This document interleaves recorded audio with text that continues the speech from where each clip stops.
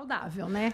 E assim, ao longo da tua vida falando sobre esse assunto há tanto tempo, inclusive em rede nacional, por tanto tempo, e palestras e tal, cara, eu tenho dificuldade de acreditar que ainda existe alguma pergunta que você não respondeu, cara. Nossa, eu já respondi muita coisa, muita coisa.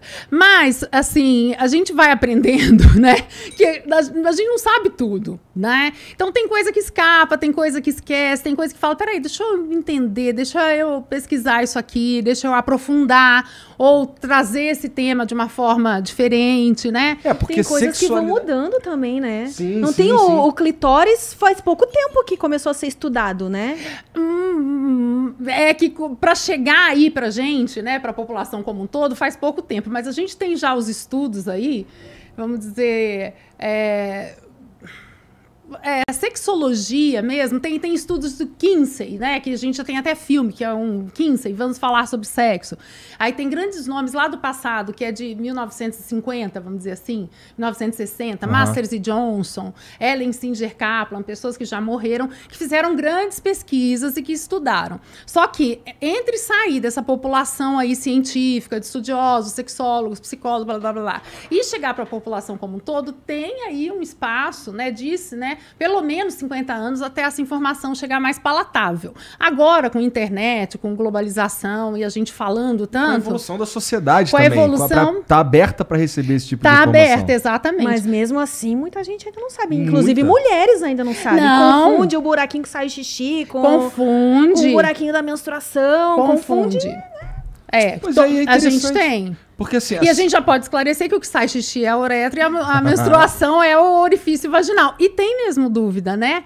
A pessoa fala, mas por qual buraquinho? Onde que eu enfio o quê? Onde você quiser, né? Se você não sentir dor, você enfia onde você quiser. Mas assim, para as funções biológicas, né? Tem ali os buraquinhos específicos. Cara, isso é meio chocante. Esse lance desse tipo de dúvida significa que tem alguém falhando na educação em algum ponto aí, né?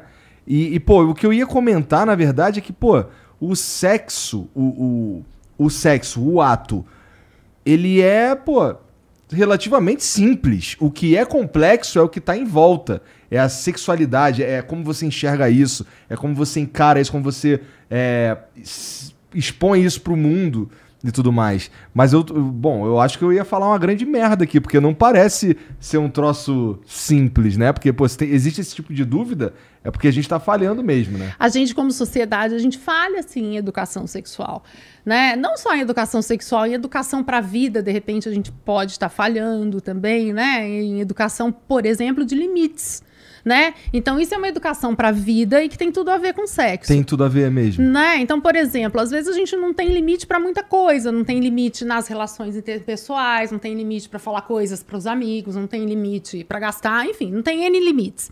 E respeito ao próximo, e na relação sexual, respeitar os próprios limites da pessoa que está ao lado é o básico para você ser feliz na cama. Então, o que acontece? Você vai pra transa, e aí você quer fazer como um amigo do amigo do amigo, você não tá se respeitando, porque às vezes você não vai dar conta de fazer. E a pessoa tá do seu lado, tá te cobrando, fazer uma coisa que você não quer, né? Sei lá, assuntos tabus, né? Então, mulheres às vezes não curtem fazer sexo anal numa relação heterossexual e homens curtem muito. Então, aí fica aquela disputa ali entre o casal, né? Não precisa ter respeito. É uma disputa saudável, é uma disputa saudável. E aí, às vezes... assim, se tiver respeito, é uma tudo disputa bem, saudável. não pode topar, mas às vezes a pessoa se sujeita a algo que ela não tá afim só pra agradar. Aí já não é bacana. E porque tem aquele... Se diz também, né, que a mulher que faz tudo na cama, o cara não deixa de jeito nenhum, que a gente sabe que é uma grande mentira, né? Todo mundo pode fazer tudo, né? Desde que os dois estejam realmente afim, né? E não tem que fazer o sexo anal, ou, por exemplo, agora indo pro mundo homossexual, né? 2 homens, por exemplo. Precisa fazer sexo anal? 2 homens? Não. A transa pode ser super prazerosa com sexo oral, com masturbação, com esfrega pra cá, esfrega pra lá. Então, a gente cria muitos padrões, cria muitos mitos, acha que tem que ser assim, assado, e começa a ter que obrigar outra pessoa a fazer assim o assado. Então, tudo pode ser muito prazeroso. O sexo anal pode ser muito prazeroso entre 2 homens, 2 mulheres, um homem e uma mulher, o gênero que for. Tudo pode ser muito prazeroso, desde que cada um respeite os próprios limites e o limite de quem está ao lado. Então, quando a gente fala, né, educação para a vida, é isso. A gente tem que ter noções básicas ali, né, de não extrapolar os próprios limites. Então, ficar naquela assim, eu tenho que entrar nesse padrão X. Às vezes a gente extrapola todos os nossos limites para entrar num padrão X, que ouviu dizer não sei aonde, e aí fica muito ruim, porque perde a graça, fica mecânico. Por isso que é bacana ser psicóloga também, né? Porque acho que muitas vezes esses problemas sexuais que as pessoas têm, muitas vezes não, acho que a maioria das vezes vem mesmo de fatores psicológicos, coisas Sim, que não tem nada a ver com sexo, mas que... A gente tem os estudos, né? E a gente vê assim, que das dificuldades sexuais, uma grande parte, sim, tem questões físicas, né? Mas a maior parte tem um fundo ali, porque o ser humano, né, eu costumo dizer sempre assim, o ser humano é biopsicossocial. Bio, a gente tem um corpo, psico, emoções, sentimentos, e social, a gente está inserido numa cultura. E é com isso tudo que a gente vai para a cama. A gente não é um corpo pulando ali sem, né, emoções, sentimentos, e a cultura também não é só emoções, sentimentos sem o corpo. Então o corpo tem que estar ok, mas não quer dizer que você está com 80 anos de idade, você não vai poder ter prazer. 80, 90, 100, você pode. Seu corpo não vai estar igual de um adolescente, de um jovem, mas você pode ter N formas de prazer desde que você queira e se respeite, né? Respeite os seus limites, aquela história toda. Agora, mas o emocional conta muito. E nesses tempos de cobrança, né, de padrões de cobrança, de ansiedade, né, aquela loucura toda que a gente tem, aquela correria, blá, blá, blá. Nesse cenário de cobrança, que é, de novo, a educação para a vida, né? Então, assim, se a gente se cobrasse um pouco menos, talvez fosse mais feliz na cama.